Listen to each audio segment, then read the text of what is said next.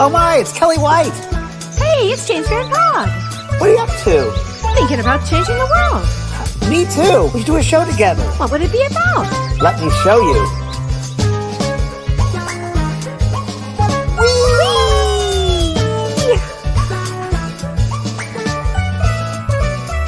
The James and Kelly Show.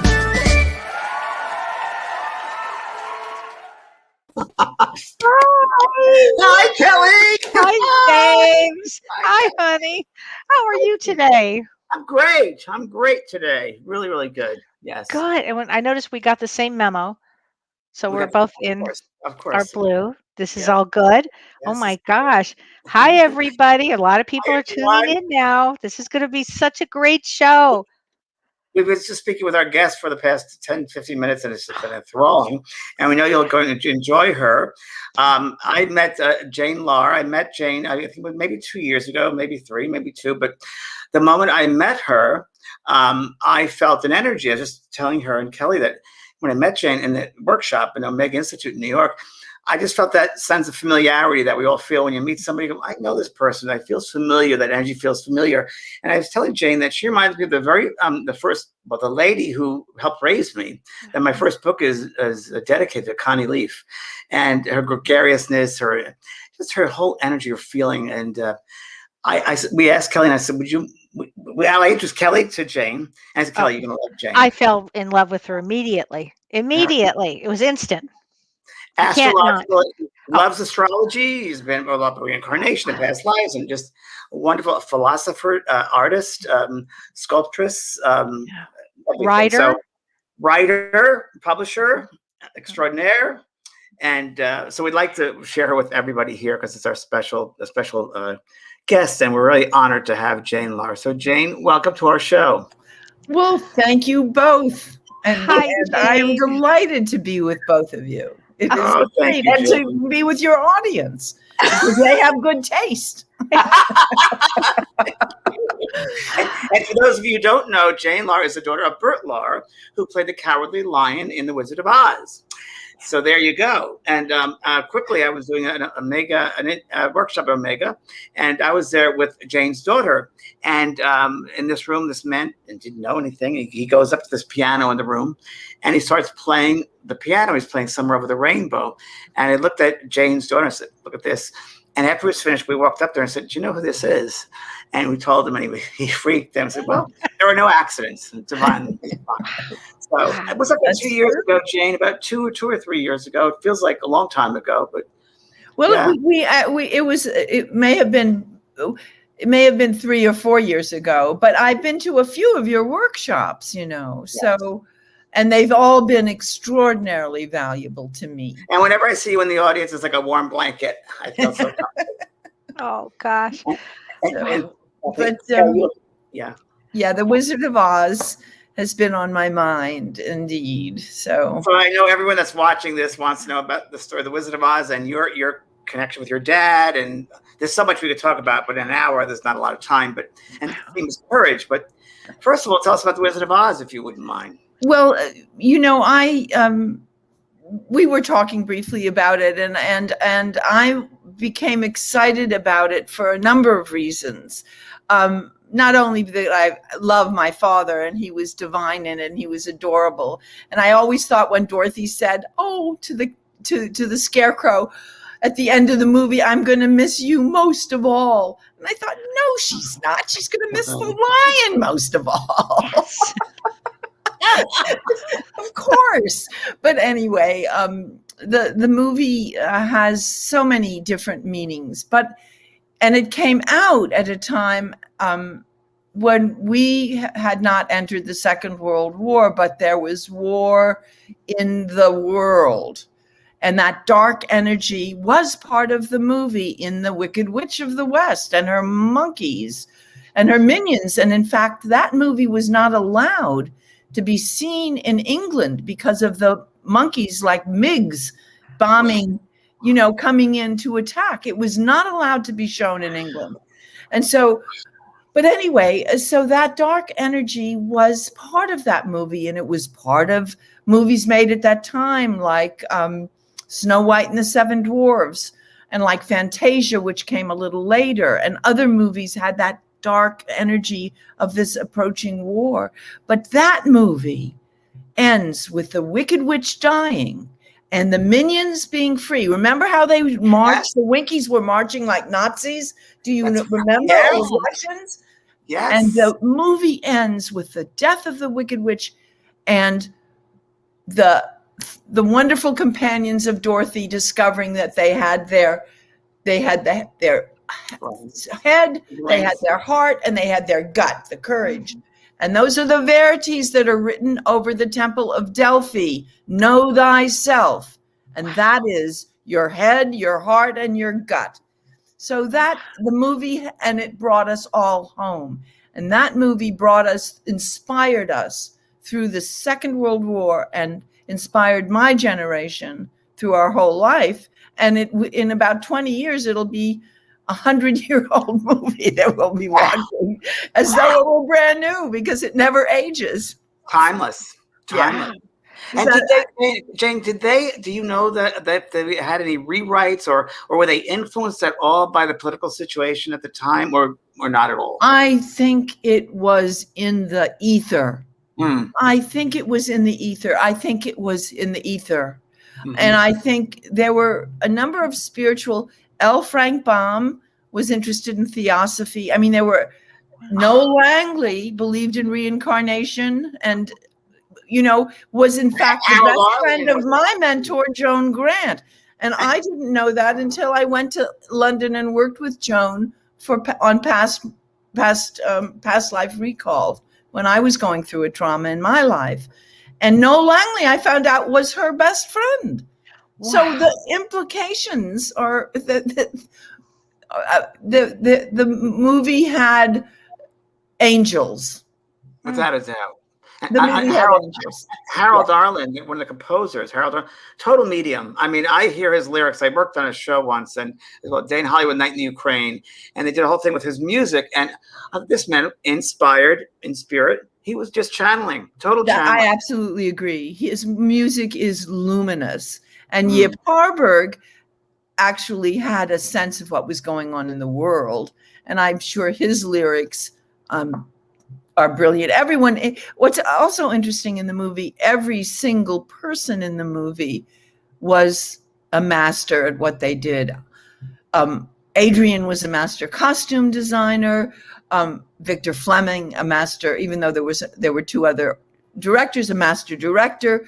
Bert, Dad, and Ray Bolger, and the wonderful Jack Haley, who's not appreciated enough, because when he breaks our hearts when he sings that beautiful song in that wonderful Irish voice, and he breaks our hearts. We love him, So everyone was, and Billy Burke, who could possibly be the good witch? Right? Billy was everyone was perfect. And it was the introduction of color film, really. It was at that point. Exactly. And you were a young girl, right? I wasn't born. I was born. I saw it for the first time when I was 5, because I was not born I was born in 43, but and so I was born during the war, and my brother was also born during the war. We were both. Excuse me for interrupting you, but I have to go back to a conversation that the three of us had when you spoke about a past life memory about the war, because you were born in 43, and you shared with Kelly and myself an experience that you had, and I'm sure the audience would love to hear this. Yes, when it's true. And I came in, and by the way, until I was about 9, I was afraid to sleep alone. I mean, I was fearful, and I didn't eat. And I was fearful. When I was about to be a teenager, just pre-teenager, I had a dream. And I dreamt I was in a concentration camp. And I was a little girl. I might have been 9 or something like that. I was a young girl. And I believe I was from either Norway or Sweden. I don't think, and I guess when Norway and Sweden were taken over by Nazis, they also took people to the camps, but I was a little girl. We were in a circle, and there were soldiers around, and it was like when you play volleyball, the prisoners were in the circle and surrounded by soldiers with guns, and they were shooting in, like when they play in, what was it called when you kids, they throw balls and you're out if you get hit.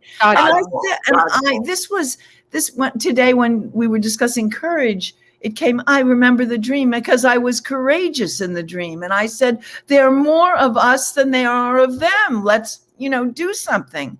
And I was shot. And I remember dying.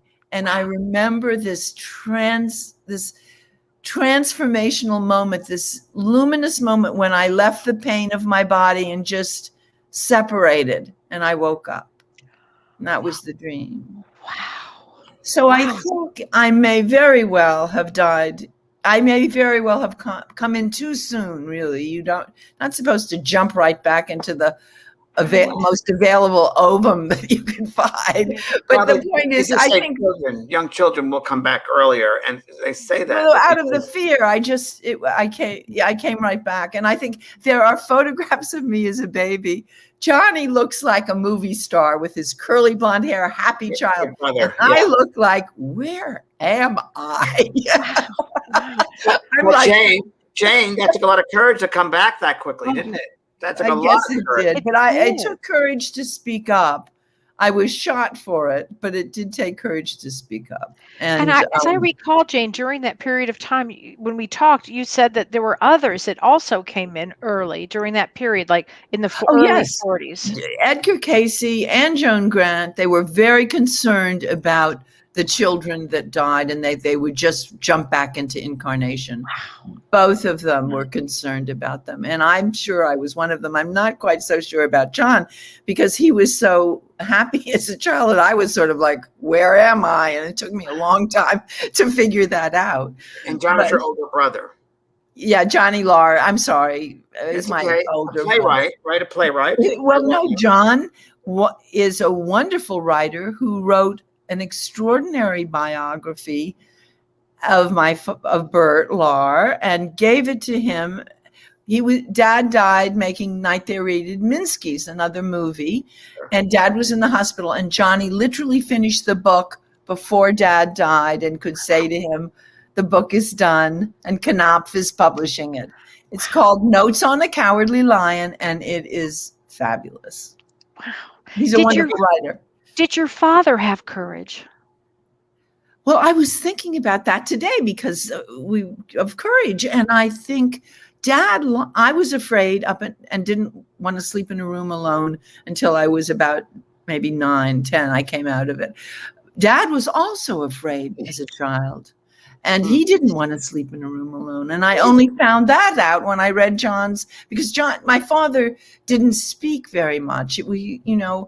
So John interviewed him. So I found out more about my father literally when I read John's biography of him.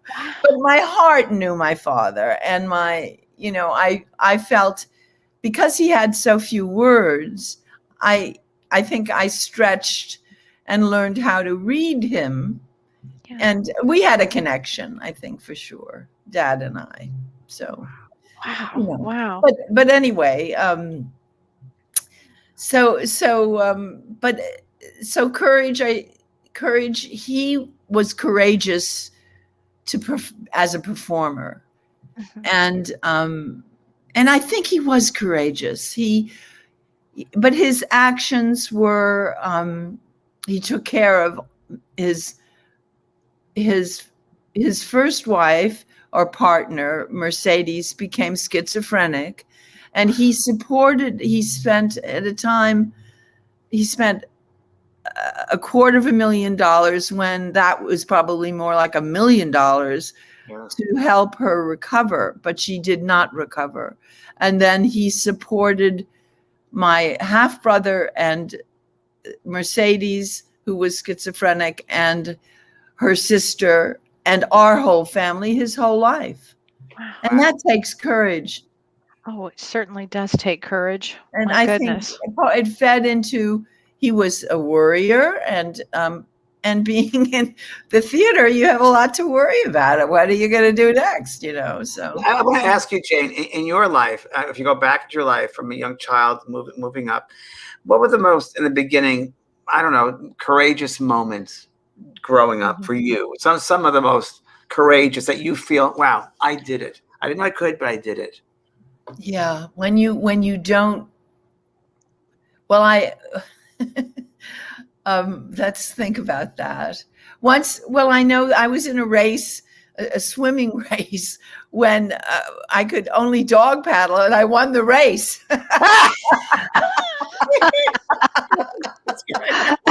And I had a temperature. I was sick.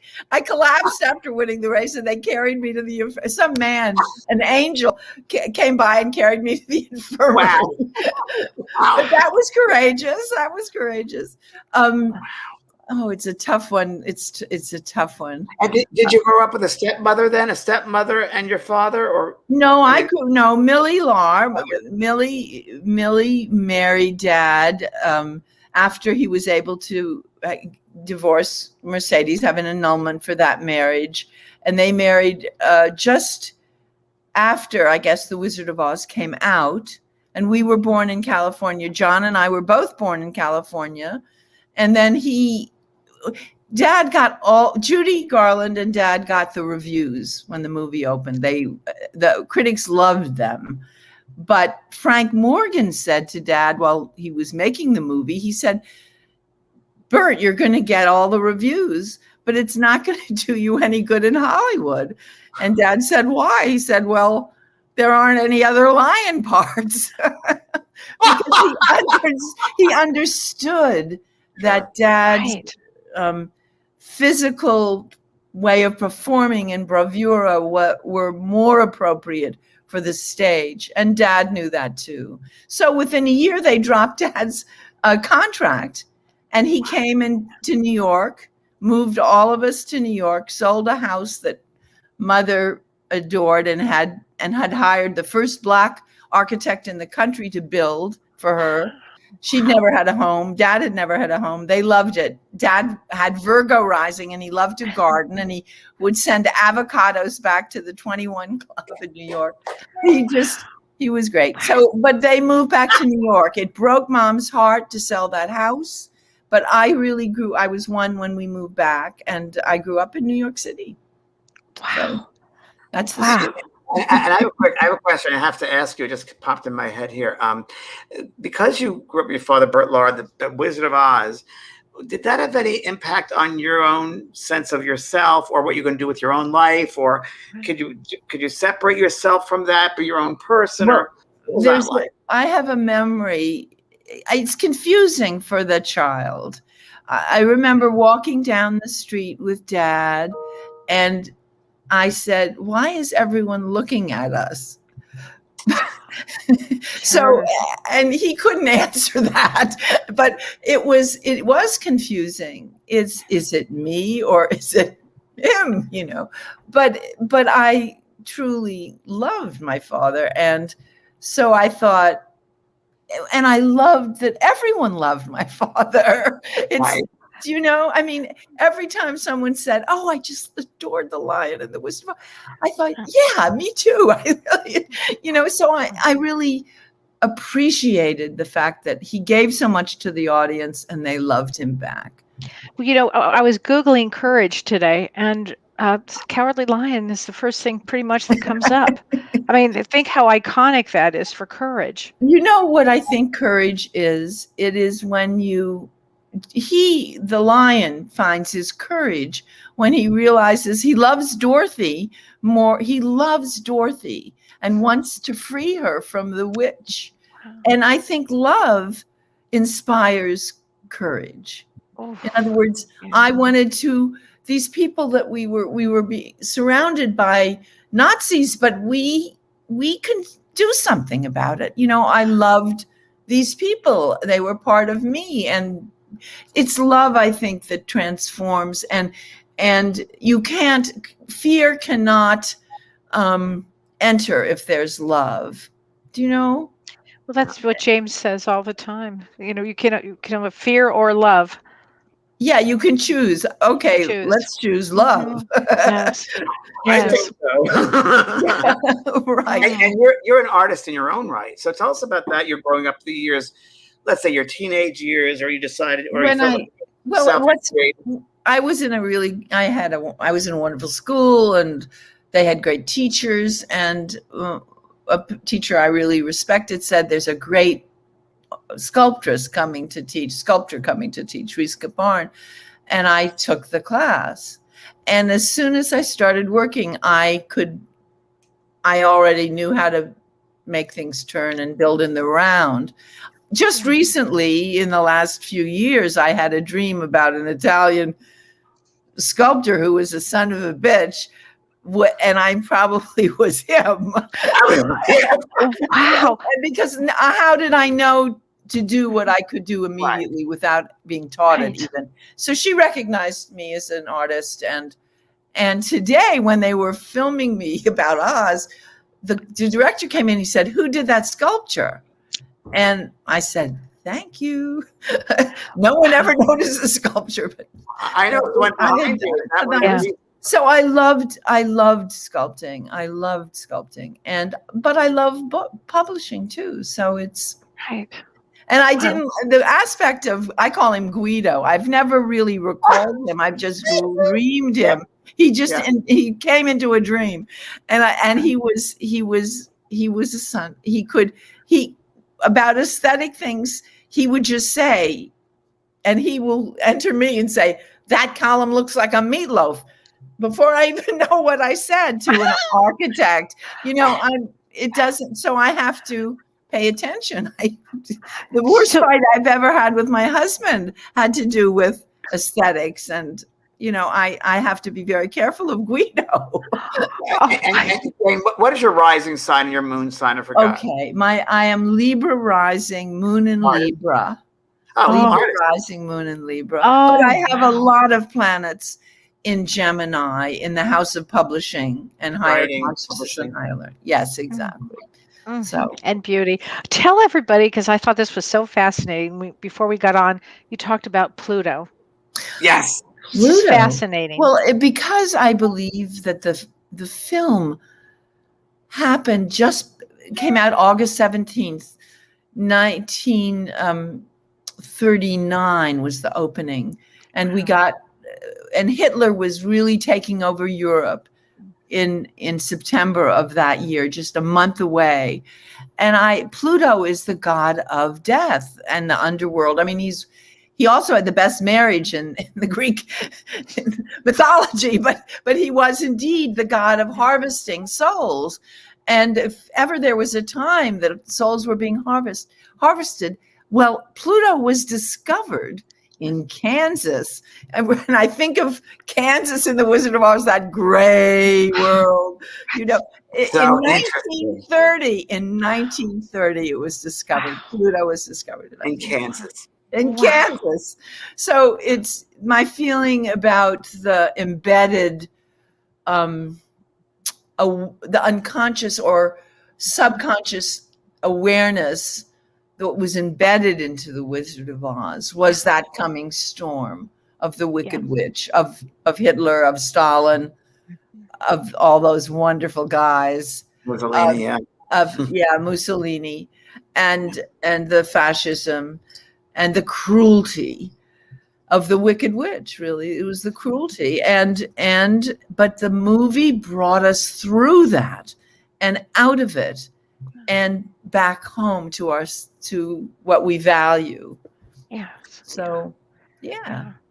And you have to have great courage, especially going forward in life now. Well, what's going on now? How do we have courage now, Jane? Like what planetarily, the aspects that are around astrologically, what do you see? The aspects that were around that gave us COVID, there was an extraordinary conjunction in Capricorn on the day, and it went on for a while. It was coming up to it in December, and then in I think it was January 6th or all the way somewhere through. It was 12th, like 2 maybe the weeks. 12th. Mhm. Yes, there was Saturn, Jupiter, Mercury, everyone, all of these planets in this All one lined up. degree. And the degree, Mhm. guess what, was the degree of the national chart of China.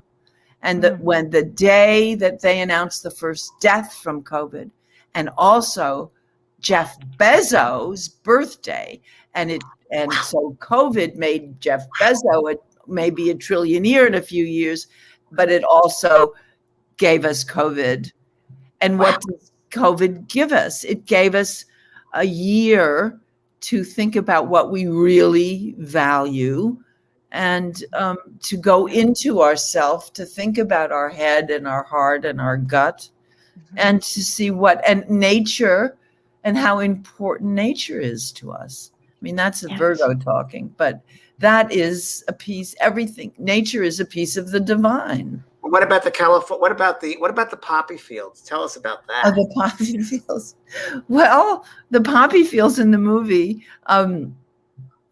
Victor Fleming. Ask the Virgo. Well, the poppy fields, of course, that's probably poppies are probably a symbol also of Pluto, actually. But but the poppy fields in the movie, Victor Fleming said, we need a joke, and turned to my father, and then when it started to snow, and Dad said, ad-libbed, he said, curious, unusual weather, isn't it, that we're having here, or something like that. And they kept it in the movie. And so that was a nice moment for him. But poppies are, I think, a symbol of Persephone and Pluto. And you think it could be a sense of renewal, or poppies, a field of poppies in the snow? Maybe, yes. I mean, I don't know. It's sleep. I mean, it's more. It's sleep. It's sleep. That's right. It's sleep. It's the dream. It's the dream. And when they wake from the dream, they go to the Emerald City. I mean, boom. Let's go. Hello. There we are. A little bit about Wow. death there, Pluto. Hello. So, Pluto. Rain, we have a question for you, Jane. Rain Hounsel says, question for Jane. Do you feel your awareness so young of reincarnating here more than once that helped guide you to your purpose more powerfully? Great question. Well, yes, and it certainly did. And my father was Jewish. I was brought up Catholic. That was the deal. My mother was Catholic. And I'll tell you a little story. And so during Catholicism, they try to talk to you about the mortal sin. And so I said to the nun, well, what if Eve ate the apple and Adam didn't? And the nun said, I'll have to get back to you with that. And then I thought, so the Jewish side of me thought, no, this isn't for me. But when my best friend later on and I this is a very unusual experience I had very early, before I was a teenager. Maybe I was a teenager, and we were talking, and we were having a conversation not unlike we might have here with Kaylee and James. And the conversation kept getting deeper and deeper and deeper. And we both left our bodies. And then we were slammed back into our bodies. And that from that moment, we are very different. She's a Taurus, I'm a Virgo. She became an Epicurean, a sensualist,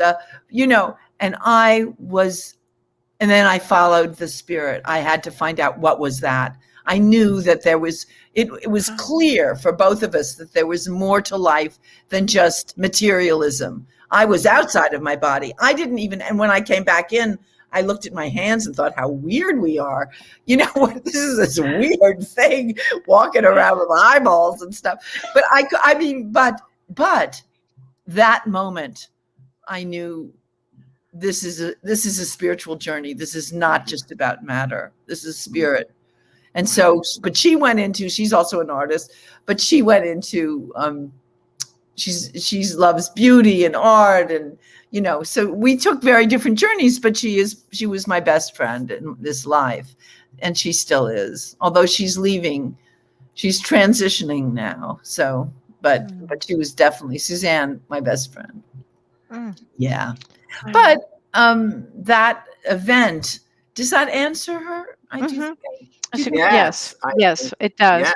I find it fascinating that in this lifetime you chose a Jewish father and a Catholic mother. I also chose a Jewish father and a Southern Baptist mother. And I always felt, and I never really put this together until this exact moment, I have a feeling I may have also had a life during that period of time that you're discussing. It's almost like the part that will not be named. And I Um, think that I love the Jewish heritage, but I had so much fear around it that in this life I had to go a different direction, but still had that same Jewish pull because my Jewish brain will go, no, that doesn't make any sense. I mean, watching you say that and hearing you say this, I just can't tell you how it's affecting me this way. It's Yes, I powerful. think, do you listen? This is another realization I had. My generation said, first of all, they said, make love, not war. Yeah. They let their hair grow very long. When you were into the camps, they shaved all your hair, all off your body, wow. every Okay. bit of your hair. The whole generation, make love, not war. They also wore costumes. They also in the camps, when you went into the camps, they took your clothes away from you and gave you other people's clothing. How did we dress? We had like hippies, right? We this piece of clothing and that. Make love. And I think it's that we are a generation that died in that Holocaust. I mean, and we came in and we said, make love, not war. And I do think that's it. I think that's part of some of us anyway. I'm not It sure about makes my so brother. much sense, even when you talk about hair, because I have such a Totally. thing about, I mean, if somebody were to, I just can't even trim my hair. I have such a problem. Wow. That's I- They amazing that you're shaved, saying this. they shaved every bit, pubic Oh, hair, everything off. I find it fascinating that my father was Jewish and my mother was also Catholic, and that I've always had a fascination with Nazi Germany. Anything about it, I have to watch it, read it. I have lots of books, and I had a dream. I might have told you, Jane, this dream, Kelly. I know I've told you. I had a dream. It was a twilight state, I guess you would say, when I was just about the consciousness of the Yes. body. And I remember very clearly, I was about 1938, and it was a cobblestone street, and there was a man across the street, and he was wearing a suit with an overcoat and a hat, fedora, and I was across the street, and he was a friend of mine. And I remember I said, I have to go now. And he said, I'll see you next time. And he goes, hi, Hitler. And I said, ha, oh, I can't say that anymore. And I woke up, and I had Oh, 15 that's great, 15 of my Jane. relatives die in Auschwitz. wow. So Oh, it's, really? Yes. yeah. It's amazing, isn't it? It's all connected, isn't it? Yes. It's Yes. amazing. I mean, it's a lot of people are saying how powerful this is. And a lot of people that are watching this had a Jewish father and a Catholic mother. How wild I is think, that? don't you think it's wonderful because Yeah, Yes. it blends. truly. First of all, it blends. Jesus was a Jewish rabbi. I mean, we forget that. That's not to be forgotten. So and if you go, I love the fact that these different beliefs really have the same source. And I love that. And I've also, in my journey, I've discovered that the source even of Judaism is actually ancient Egypt. So in my spiritual journey, I found that the Egyptians had 42 questions, not 10 commandments, but 42 questions, the soul in the weighing of the heart for a soul. 42 questions were asked, and that is the source. And they include, have you taken a life in anger? Or they can include all of the 10 commandments and more. When they passed over, you're telling us. When they passed over. Okay. Yes. Yeah. There was a weighing of the heart, and there are the great assessors, spirits, guides, ask the question, and you have to answer. And the questions are, the 42nd question is, did you water your brother on the long journey, your plant, when it was thirsty? They were very nuanced questions. Wow. In other words, it was a hugely, did you work another beyond their capacity? So no slavery. They understood that nature, that everything that lives was related in spirit. So did you abuse the donkey who plowed? Did you teach kindly the donkey that plowed your field? Did you, 42 questions.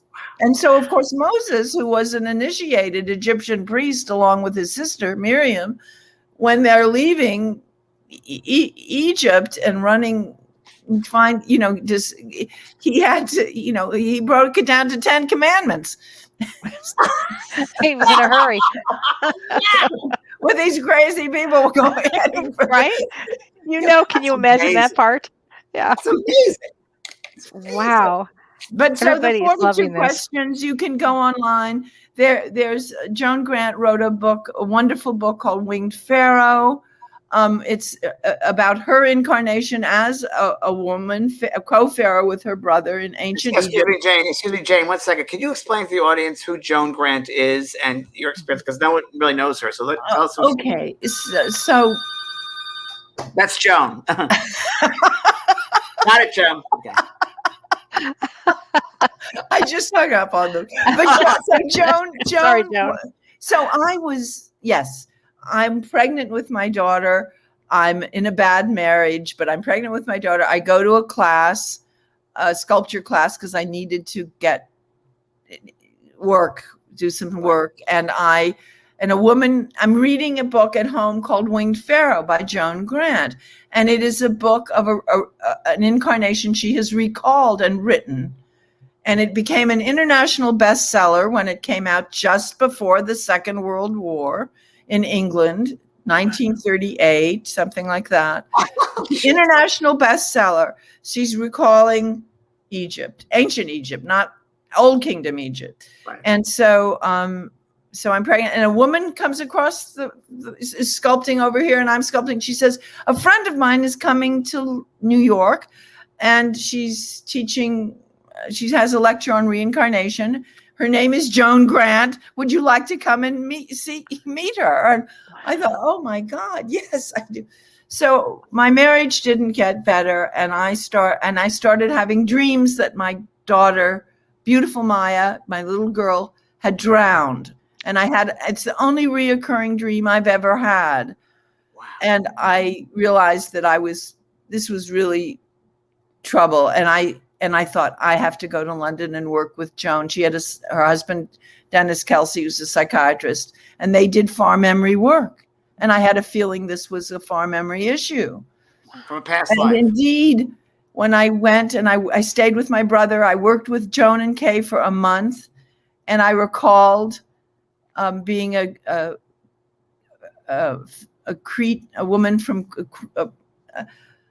woman married to a naval captain in ancient Crete. I can remember the Phoenician ships in the harbor, and I had a daughter I adored, and she had drowned. Oh, wow! And I committed suicide, and that was and I never. When I came back to America, my life had changed utterly. And there were other incarnations that were even more important. I mean, not more important to me and my daughter, but equally important. And I ended up going into publishing, becoming independent, and having the life I've had. And of course, I never ever had the dream about my daughter drowning. Well, that was released. That memory was released. That's it. That's right. Yeah. Trauma. Can you explain a little bit of that, James? How on the other side we can bring in those memories and I believe, Kelly, it's soul memories. I think it's ingrained in our experiences and incarnation. And many times I find that's a strong emotional tie, and it's almost a choice and a life choice there at that situation. And it's an emotional connection. And that's usually, and it can be traumatic, as it was in Jane's case. And many of us have that in past life recall, past life regression. We look at those. Many times people go there for traumas, phobias that they might have, so anxiety issues, and they find that it has something to do with, of course, a past life and a choice they made. Or many times, I remember I was had a terrible fear of water, terrible fear of water my whole life. And probably around the age of, I'd say 20, 21, I had a dream. And the dream was that I was in some kind of a ship. I was a slave, a galley slave. And we were rowing. I remember we're all chained up. And something knocked that ship over and we'd all drown. And I couldn't get away. And that was the exact same thing where I had that memory of it in the dream. And then it was released. And after that, I started swimming after that. Never. That's wonderful to know. Yeah. It is. Yes, it unties the knot. You get to the source, and unties the knot. Is untied. Yeah. I love that. Unties the knot. Well, it's better than Jane. That's all I got to say. The knot is. But this is interesting because an equally important dream, regression with Joan and Kay, was a terrible lifetime in Spain in the 1700s as an acrobat who lost his leg below the knee, the right knee.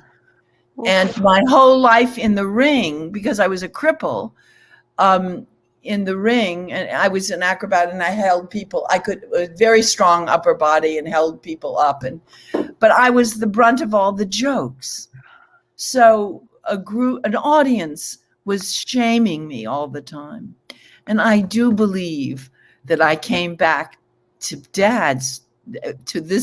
to my family in this lifetime, because I learned here that love can pass between the audience and a performer. It isn't always shame. That was wow. That was the real lesson of this. That was what the gift my father gave me. And I noticed your sculpture. And I couldn't say it. I couldn't say this except for you two being in this conversation with me. And that's your sculpture behind you, I assume. Yes. The man leaning on his knee. I'm just saying. Yes, right. Exactly. Right. That's absolutely, James. The vulnerable. Yes. Even before I knew, I was doing those sculptures before I recalled that incarnation. Wow. Would you say that it takes tremendous courage to come back to this dimension? Oh God, I guess so. Or as the young child, jumping into the first fertilized ovum. But there must have been some. But it brought me to Dad's household to learn that lesson. Maybe it's, I don't know. Yes, it takes courage, of course. Yeah. To come back, but it takes great courage to come back here. It's a hard school. It's a hard school. Oh, you're right. It's true, and we're up against it now. I mean, we have to adore this planet enough to heal it. And it is, every flower is a prayer. I mean, so we just need to do it, Yeah, definitely. Yeah. Oh my gosh. Okay, so a lot of questions here. Everybody's loving this discussion.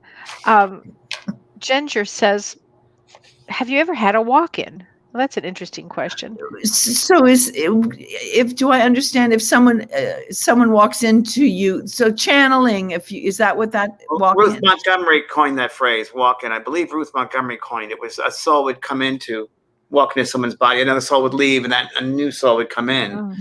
In the middle, and it usually happens with a crisis, or if someone's going to complete suicide, they leave and the new soul comes in. Oh, I see. I don't think I have actually, and for a long time, I don't think that has ever happened to me. I mean, Guido came in a dream, but I think he's a piece of me. He's not just a walk-in. He's part of my personality. Jane, I have a question for you about the movie. Was there any talk about the intent of making that movie, besides an entertainment point of view? Was there any other intent that you know of that they made that movie? I think both. I believe both. Mervyn LeRoy and Arthur Freed had wanted to do the Oz movie for a very long They were the time. screenwriters, correct? Screenwriters? Well, They were no, the producer, the director, the producer, Mervyn LeRoy, worked for Louis B. Mayer at MGM, and Arthur Freed he wanted Judy. He worked with music, and he Louis B. Mayer wanted him to be a director, but Arthur Freed really was involved with the music, and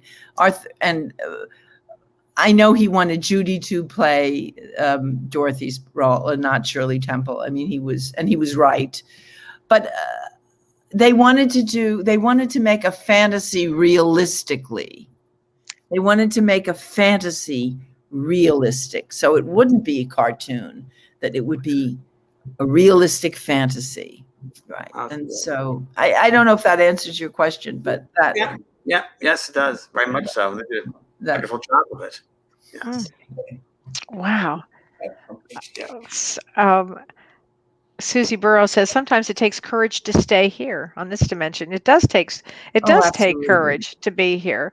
Yes. You know. Oh, 100%. 100% Well, every day. Yes, and how to improve your life and the lives of others while you're here, right? Well, I think also, Jane, I think that the perspective that one takes, living day to day in this hard world, if you want to call it that, I think it can come down to you and your relationship with every person that you meet. And if it's even negative, try to turn it, make it a positive, whether to share a sense of love or say something that's loving toward them. Because every single person, this today came very clearly this morning, everyone wants love. Everyone's in search of, I want you to love me. So if someone comes off across or negative, I think sometimes it's up to us in our journey to change that energy, to bring the possibilities. Yeah, exactly. They forgot that they're loved. They've forgotten that essence of themselves. And I think sometimes it's up to us as light workers to remind them that they are loved. That right, and sometimes we get, when your feelings get hurt or something, and you want to write that nasty email or. But I take the name off of it and I put it over here, and then it transforms. I always, but I don't go there. I just, let's think about this for a while. And I put it. And another thing, the Wizard of Oz, I've always thought of it as a fable, right? A modern day fable. Mm-hmm. What are the spiritual lessons you think that movie brings out? Yes. Full of spiritual lessons, right? Such as? Well, such as courage, exactly.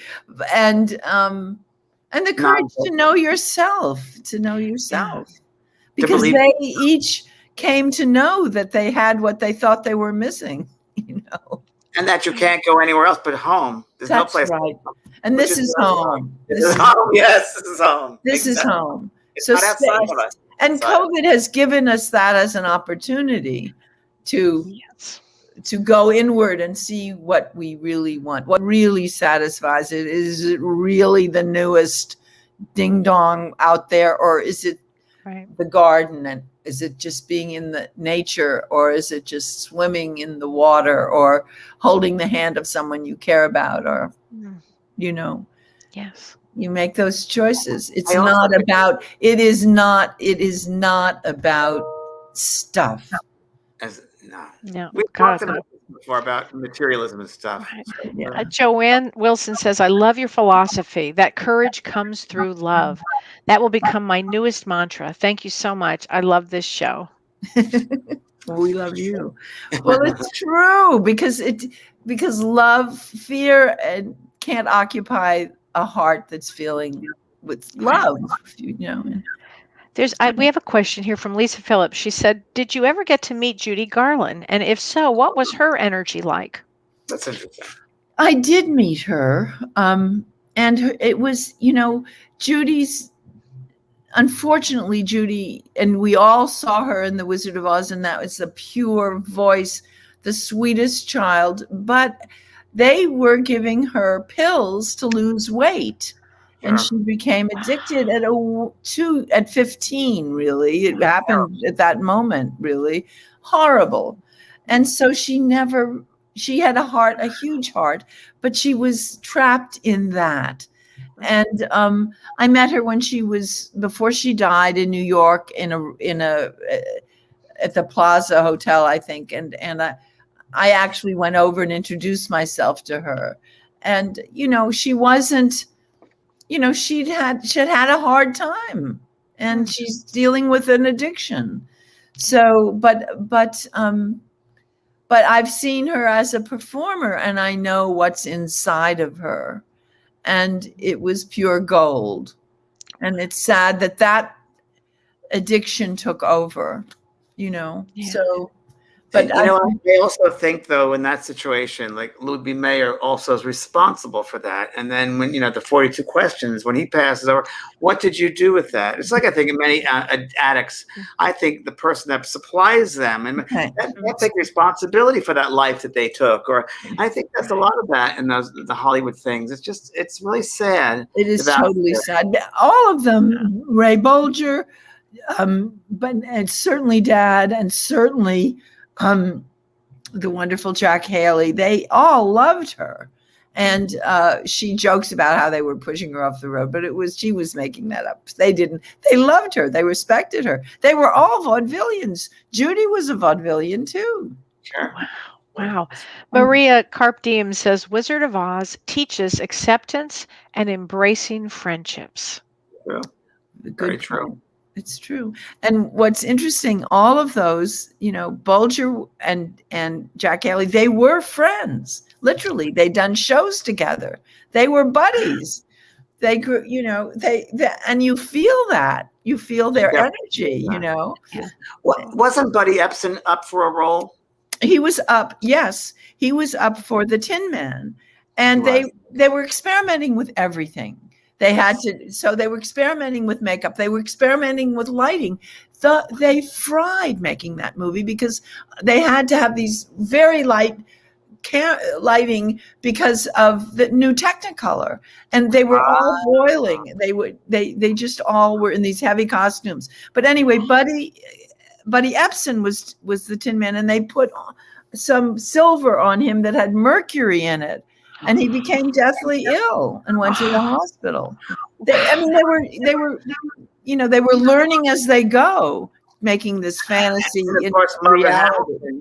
And Margaret Hamilton, of course, was burned because of the makeup she had. That's right. And that's right. She was. But these things happen, unfortunately. These were yes. Wow. But they were all perfectionists. I mean, they got the Munchkins out there. They were all basically German, little people, little folk, and they thought they were going to be able to sing English. I mean, are you kidding me? So they couldn't sing. So they had to dub all the Munchkins. They couldn't sing anything. They couldn't sing anything in English, or they couldn't sing, period. So they had to dub the Munchkins. Oh my gosh. Somebody asked the question, what was the symbology of the red slippers? Oh, that's a good question. It's a good question. Well, in the book, they're silver. So it's interesting that they turned them red, ruby red, for the movie. And I think and they look better red, I mean, they catch your eye. Silver, disappears. I don't know that there was symbology in it. I just think, let's have ruby slippers. And, when I was when I was becoming a teenager and shopping, and I the first shoes the heels I fell in love with were red, red shoes. There's something about red shoes. Yeah. And maybe the Technicolor also. They thought in Technicolor that would pop. Right. So what? It's silver, but red. That's right, James. I'm sure that's right. Here's another great question. Elizabeth Glomsky says, spiritually, who was the wizard? Oh, great question. Great question. Wow. Well, the wizard was, and he says this about himself, he was a very good man, but he was a very bad wizard. So the wizard, I mean, we all have seen bad in our lifetimes, bad wizards who say, pay no attention to the man behind the curtain to us. But we have to pay attention to who's behind the curtain. That's our job. We have to pay attention to, you're never cruel to the most vulnerable. You don't kill anyone. You don't hurt people. You respect. We're a country of immigrants. My father's family were immigrants. I don't know anyone I don't know any Native Americans. I wish I did, but I don't know anyone who isn't from immigrant stock in this country. So we embrace differences in this country. I mean, yes, there was a very big problem at the founding of our country, because financially we were dependent as a nation on slavery. But we know now that has to be resolved. And so, but we have to love, we have to pay attention to our wonderful heritage of immigration. I also think, Jane, if I could just add to that, 'cause I love that good man, bad wizard. And to me, that says, well, we all have that possibility. We are loving beings and use it. But being a bad wizard, how do you manifest? Where are your thoughts? Are they loving thoughts? Or are they, as you say, cruel thoughts? Fear or love? So Manipulation. Manipulation. We can create positive, lovely things, or we can destroy. That's right. With our thoughts and with our actions and our words. Very, very true. That's right. And our words count. Our words create. Sure. Yes. Our words create. That's right. Their energy. That's so. right. Susan says, was there significance as to what was going on in the world politically to this show? Today. One of the things that I really, James and I had talked about, and Jane also, that going forward with COVID, going forward takes courage to go forward now, because we've been inward for a year and a half and just about, and going forward, what's it going to be like? And, how do we treat others? How are others treating us? It's going forward. It's challenging, and it takes courage. That's right. And the conversation I had earlier about the movie, The Wizard of Oz, is that we are living through a time where there is conflicting energy on the planet, as there was in 38 and 37 and 39 and 40 and 41. We are seeing a recurrent of fascism, and we have to hold to our belief in democracy and the brotherhood of man. Yeah. I think that's why, and I do think these are cycles that happen astrologically. Yes. And we're approaching we're in one of those cycles. It will resolve, but it's difficult, and it takes courage to live through these challenges. Yes. So how would people want to, just throwing this out there, so everybody that's watching this broadcast and going through the COVID, how has it changed your life, and how would you treat another person now? Would you treat them differently now than you did 2 years ago? And I hope people would say yes and be more positive, because they see the difference. Not being social, not being with people, and now having the opportunity maybe to go out and be with people. I hope it's positive. Yes, well, exactly, and it is positive. But for me, I just lived for the garden too. I mean, I birds and the bunny that lives in my garden. I'm in love with the bunny. I mean, I'm just in love with nature, because it gives to us all the time. And the Native Americans understood that trees were verbs. In other words, they weren't an it. They were a being. They were a verb. And plants are, everything that lives around us can be a teacher, actually, if you engage it. So I bet you guys know that, because you're all Virgo, have a lot of Virgo. The earth signs know that. But the Native American culture understood that. And we can learn from that. It's for me during COVID, nature has been a huge help, as well as beloved friends and people, but nature. Well, Jane, I think you're an incredible teacher. You are amazing teacher. Amazing teacher. Gosh, I think we've all learned so much today from you. Wow. Well, Oh, I I can't thank you enough for being on the show Yeah. today. I Thank think you, Jane. everybody Really, is just thank you for loving this. opening your hearts and Oh, sharing. Well, yes. it's been a pleasure, I feel I've really spoken far too much, but Oh, but no. you made it so, No. and your audience is totally lovely, and thank you for inviting me.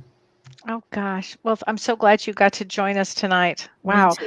And now, James, you have something upcoming on Wednesday? Wednesday night, I'm having an evening workshop, 2-hour workshop for everyone. It's a free workshop, and I'm also Mediumship 1 course is starting. It's course starting now, so you can. There it is, right there, the banner. Go on there and Mediumship certification course, JVP School of Mystical Arts, and that's Wednesday night at 6:00 my time, Pacific time.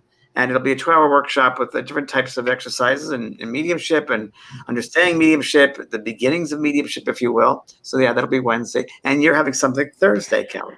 Oh, well, I have my show on Thursday, and I'm going to have Dr. Shirley and Pellizzeri and Carrie Gonia on because on Saturday we have our big webinar. It's a workshop. It's called Roots of Healing. So if you are able, join us on Saturday. We're going to be teaching healing from a spiritual standpoint, from a psychological standpoint, and from an ancestral standpoint. Interesting. Fabulous. So Virgonian. So so true. Well, I must say, for anyone listening, I haven't had the pleasure to go to a workshop with Kelly, but James is one of the great teachers that I've known and worked with, and in every time I've done a workshop with James, I've gotten something so valuable from it. Yeah. So I just want to endorse what a fine teacher he is. Thank you, Jane. For all of us. So true. I'm passionate. As we all are. Oh gosh. Well, thank you, Jane. Thank you, everybody. James. Thanks, Kelly. Thanks, Renee. Renee. Okay, God bless. Thanks, Renee. You've been listening to Both Sides Now and Beyond, featuring spiritual medium and master teacher James Van Praagh and spiritual medium and psychotherapist Kelly White. The James and Kelly Show.